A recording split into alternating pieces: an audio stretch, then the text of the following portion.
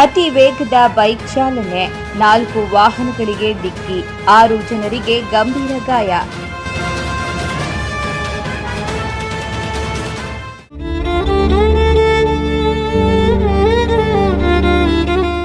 ಪಾವಗಡ ಚಳ್ಳಕೆರೆ ಮುಖ್ಯ ರಸ್ತೆಯಲ್ಲಿ ಅತಿ ವೇಗದ ಬೈಕ್ ಚಾಲನೆಯಿಂದ ಭೀಕರ ರಸ್ತೆ ಅಪಘಾತ ಸಂಭವಿಸಿ 5 ಗಂಭೀರವಾಗಿ ಗಾಯಗೊಂಡಿರುವ ಘಟನೆ ಭಾನುವಾರ ಸಂಜೆ 5 ಗಂಟೆಯಲ್ಲಿ ನಡೆದಿದೆ. ಚಳ್ಳಕೆರೆ ಕಡೆಯಿಂದ ಪಾವಗಡದತ್ತ ಸುಮಾರು ಅತಿ ವೇಗವಾಗಿ ಬರುತ್ತಿದ್ದ NS 200 ಬೈಕ್, ಪಾವಗಡದಿಂದ ಚಳ್ಳಕೆರೆ ಕಡೆ ತೆರಳುತ್ತಿದ್ದ ಸ್ಕೂಟಿ ಸ್ಪ್ಲೆಂಡರ್ ಹಾಗೂ TVS XL ವಾಹನಗಳಿಗೆ ಭೀಕರವಾಗಿ ಡಿಕ್ಕಿ ಹೊಡೆದಿದೆ. ಡಿಕ್ಕಿಯ ರಭಸಕ್ಕೆ ವಾಹನಗಳು ಜಖಂಗೊಂಡಿದ್ದು, ಸವಾರರು ಗಂಭೀರವಾಗಿ ಗಾಯಗೊಂಡಿದ್ದಾರೆ. ಗಾಯಾಳುಗಳನ್ನು ಸ್ಥಳೀಯರು ತಕ್ಷಣ ಪಾವಗಡ ಸರ್ಕಾರಿ ಆಸ್ಪತ್ರೆಗೆ ದಾಖಲಿಸಿದ್ದು, ಪ್ರಾಥಮಿಕ ಚಿಕಿತ್ಸೆ ಬಳಿಕ ಹೆಚ್ಚಿನ ಚಿಕಿತ್ಸೆಗೆ ತುಮಕೂರು ಜಿಲ್ಲಾಸ್ಪತ್ರೆಗೆ ರವಾನಿಸಲಾಗಿದೆ.